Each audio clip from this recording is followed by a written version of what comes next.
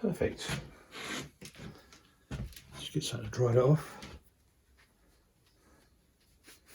So what you're seeing me doing there, folks, is this is a little jig that sits on here, and these are my planer blades. I'll show you one just in there. So there, that's my planer blades. They go in the planing machine. Okay, they get very sharp. They're sharpened at a set angle. This one's ready to be done next. This hasn't been sharpened yet. So they get set at around about between 33 and 35 degrees angle, which is set up on this jig here. There's a little bit of mechanics here to do that. But anyway, what I want to tell you was, I'll take you off the stand actually, it'd be easier. So let me just flip you around somehow. Hopefully you can get me there. So what I'm doing today is an epic sharpening. And the reason I'm doing that is we're getting ready to build this kitchen. Well, I am.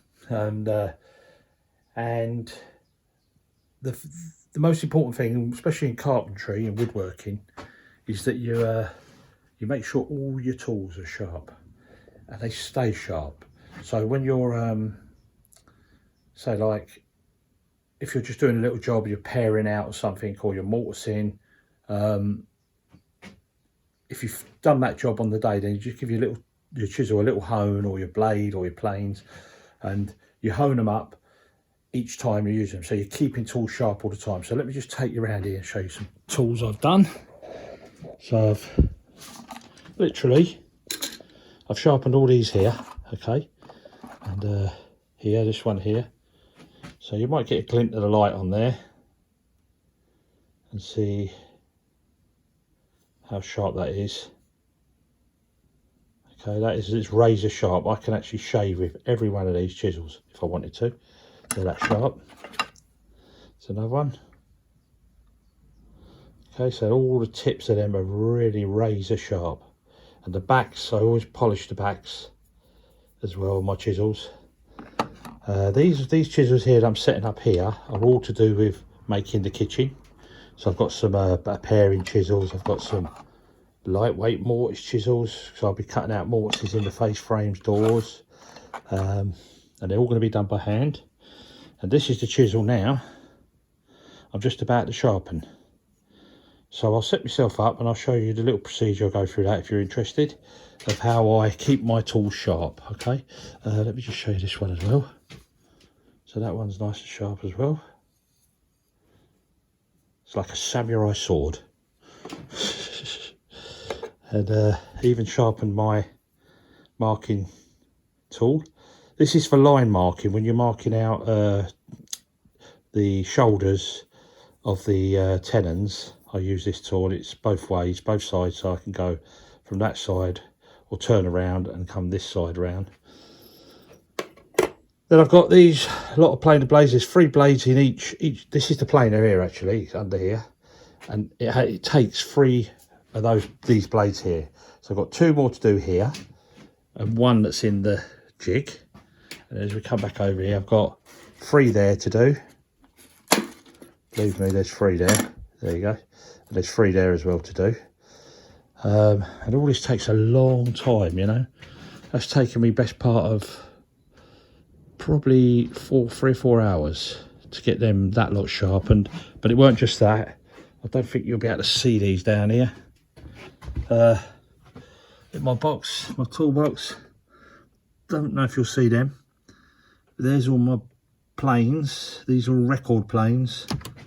They've all been done as well, sharpened. So look, best part of half a day just to get that done, and it's going to take me the rest of the day to get what I want done. But I'll set you up and show you how to do one chisel, right?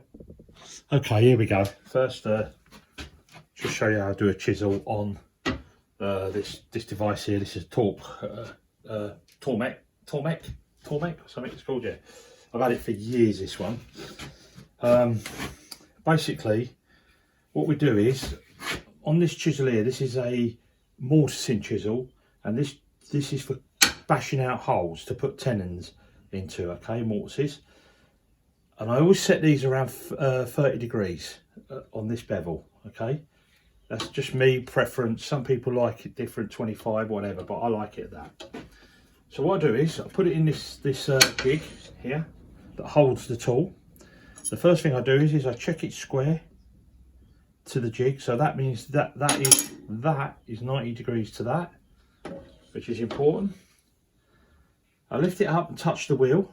I know the diameter of the wheel, so I've set it here on here. This little gauge here tells for the diameter of this wheel, and then I put this down on top of the chisel, and I eye down it. I've just had to do that, sorry, going in front of the camera, and that's dead flat, okay. That part of it is set to 30 degrees. Also, there's a 30-degree groove here, all different grooves down here, and that will tell me, if I put that in the end of there, if that goes down and doesn't move, that means it's a 30-degree angle already. If I go into 35, it wobbles a bit, look. 25, it won't go in properly. 30 degrees, it's just nice, it's perfect. Okay, so that's that little tool there, sets me up. Then what I do is I turn the wheel on. Okay, I'll push even pressure down, move it across a couple of times. I'll take it off and check where it's rubbing on. Okay, so it's actually, let me turn that off.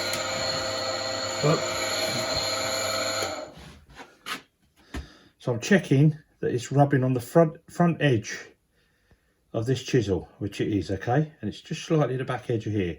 Because this wheel is round, it's actually going to cut a very slight round into the chisel, but when we hone it up on the whetstones after, which is the Japanese stones I use, that will bring that down flat. But the thing is, now I can just feel a tiny burr just starting to develop on this corner here. So now I'm going to carry on for this for a few seconds.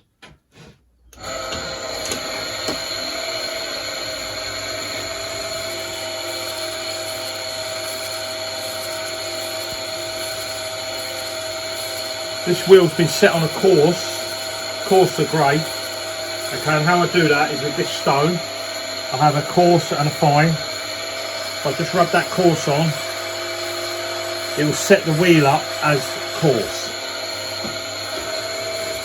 That grinds me down. The chisel, I should say.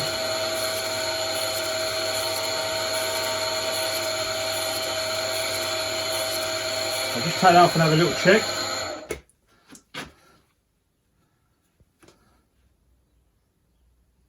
And yeah, I could just feel a burr all the way through the back of this, the back of the chisel, okay? So what I'm going to do now, which is unconventional, but this is the way I do it, is I just want to start to polish that back off or flatten that off, take that burr off. So I'll start the wheel again and I'll put the chisel up against here and I'll just touch very lightly on the side of the wheel.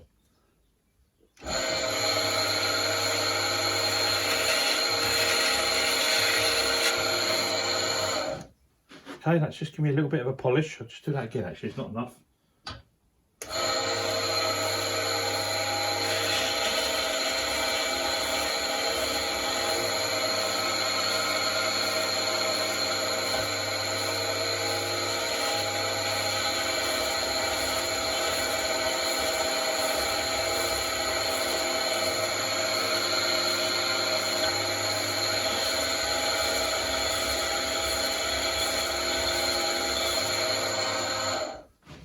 So what that was telling me, that back is a little bit out of flat, but it's now come flat. Okay, because this edge and there's 90 degrees now because it was sitting on this bar. Right, that's unconventional. That's not the way you normally do it. You normally do it for a long period on the whetstones, but this just cuts that down, that period, that bit out for me now. So we're as sharp as we're going to be for this wheel. Okay, so what I'm going to do now is I'm just going to move this out of the way, bring you in and show you what I do with the whetstones. Just going to go for a few steps with you first before I start to sharpen on these stones. First thing is, let me tell you about the stones. So this stone is a twin stone. This top half is 1000 grit. This one at the bottom is 3000 grit. Okay, These are Japanese stones. They're quite expensive stones. They're over £100 each in England. This is a 6,000 grit, and then the one below that is a 10,000 grit. That's going down to a real fine polish, okay? But I'll show you that now. The other thing we need to know is, we said about this chisel being 30 degrees of the pitch, okay? So that from there to there. Well, on this little gadget here, which is a roller, it's an old-fashioned one, I've had it many years, does the job. As long as I measure from the front edge of that to 30 millimeters, that will give me a 30-degree angle across there. Okay, so I'm keeping at my 30 degrees, all right? Then the other thing I need to do before I start is I have this little dressing tool, what we call a dressing tool, because these stones are very soft, except for this one's a little bit harder. I put it in the water and I just roll it around on the stone. Ordinarily, I don't do this. I normally use my diamond plate, but I can't locate it at the moment, and it could be anywhere. So I'm not going to spend a half a day looking for it like we normally do for everything we're trying to look for. Everything's stacked away in boxes and that, yeah. So this little dressing tool, I'll just do this lightly. That'll work up a little slurry, and it will take any pimples or dimps on the stone. It keeps the stone flattish. Then what I do is I put this on there, on the stone, push down gently, and the first push is the most important one. Don't dig in and push. Push very lightly on the first one or two, full length of the stone, and then you can start to put pressure on. The reason I say that is if you push in a little bit too hard on the first one, and the pitch of the angle is a little bit too steep, it will trough out a chunk out of the stone. So you've got to be very careful, because these stones are not, like I say, they're not cheap. You don't need many goes of this either. I can hear that tone has just changed. That's lovely, right? So the next thing I do is I now start to polish the back as I go as well. So I'll drop that on the stone and vigorously, and you can see the grey slurry coming off there. That is the metal coming off the chisel.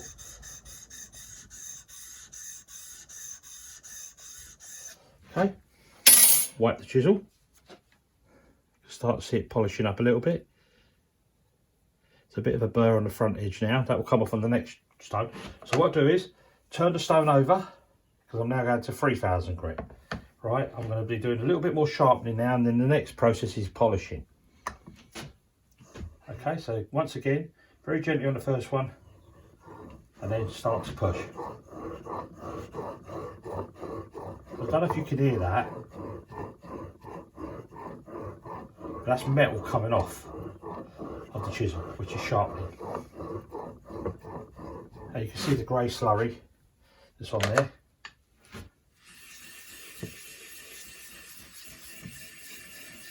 Okay, let's go over that one more time.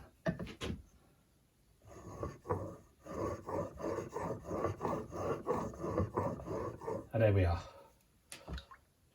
Back up here.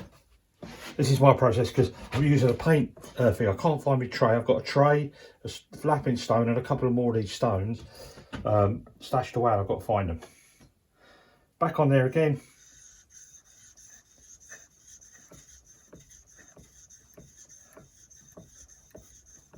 Okay, let me just show you that. If you can see that, you can see this grey stuff here.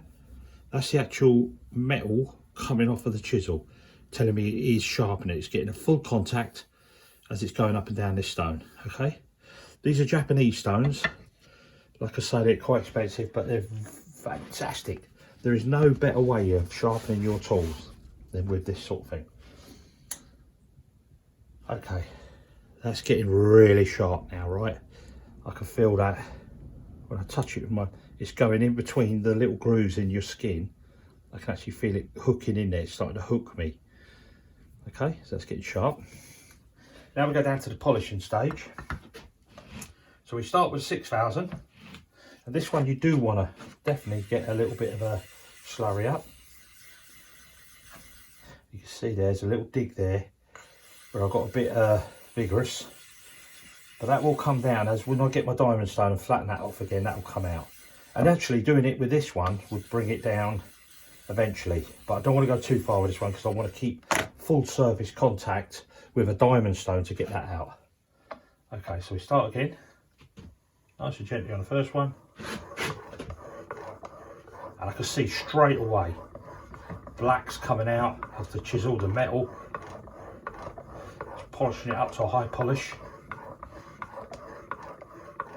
and sharpening at the same time. That's as much as it needs. Back up on here.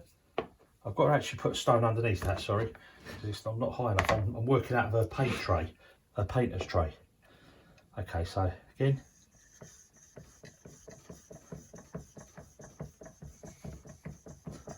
There we go. Okay, so let me show you that again. There you go. That was me sharpening the front of the chisel, and that's the back of the chisel.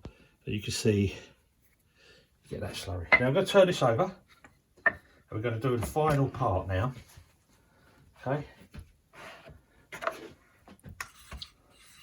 and this is very soft, this one, very fine.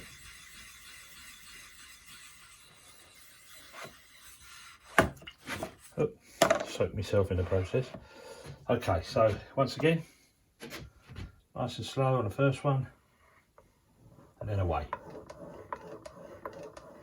And you can hear that contact. Something very methodical about that sound.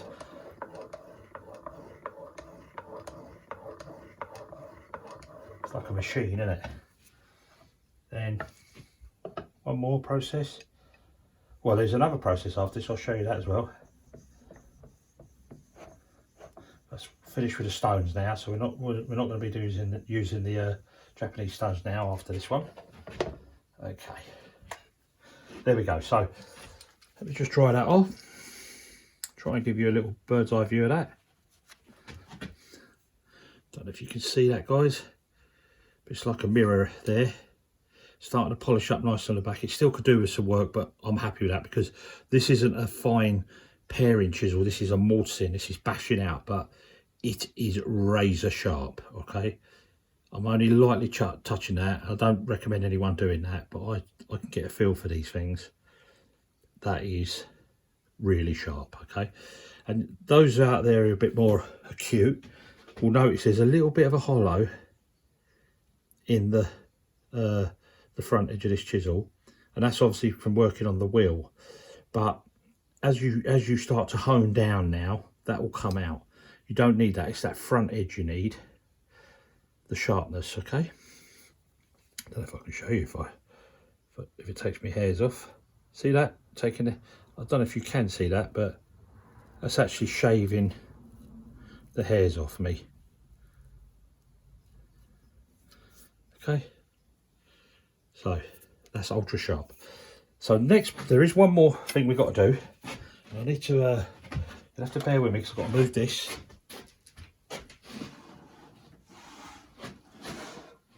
And bring in this.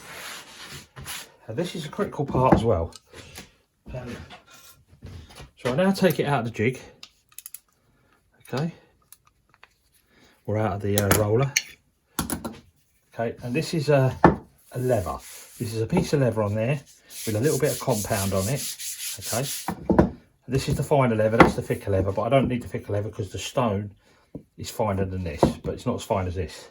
So then what I do is I put this on the stone and I start to pull it back. And this is called stropping. I do that about 10 times, do the back.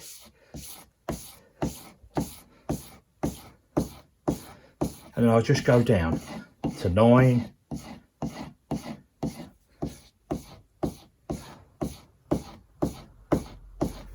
8,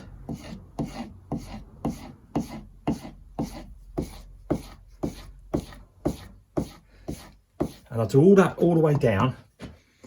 I'll go all the way down till I get to 1. And that takes off that burr that will be at the front. The old days, I mean, I do this when I'm doing site carpentry, and I'm using just a chisel that doesn't have to be ultra sharp, but very sharp. It has to be sharp, but not sharp like this has to be. And the reason I'm sharpening everything up like this is because when I make this kitchen, I want all these tools to be doing their job for me, working properly. But we used to do it like this. We used to slap it on our hand, and we used to rub the burr off. And if you did it for a little while, you'll see a little black line come across your hand, because your skin is like leather, I suppose, yeah. And it will knock the burr off. But I like to do it on here, it's a bit more safer. So I'll go on here. So that's 6, I think, now. Anyway, you know, you can see what I'm doing there. So there we go. Hopefully you can see that. And that chisel is ultra sharp now. Anyway, hope you enjoyed that. That's how I sharpen a chisel. There is different shapes, different types of chisels, and we do different things. Well, we're working with something like this sort of a chisel, which is a paring chisel. We want that to be really, really polished, okay? I've still got to do a bit of work on the back of this, but we want this to be ultra polished, because this is put flat and chiseled that way. It's pushed, it's called paring or paring off, okay? Whereas this chisel is you can see the thickness of the chisel, you're smashing down. That's why it's got this ring on the top. You can really give it some welly, and it digs out the mortises. So when I'm doing the door work or the frames, I'll be using this to do all my mortise and tenon work.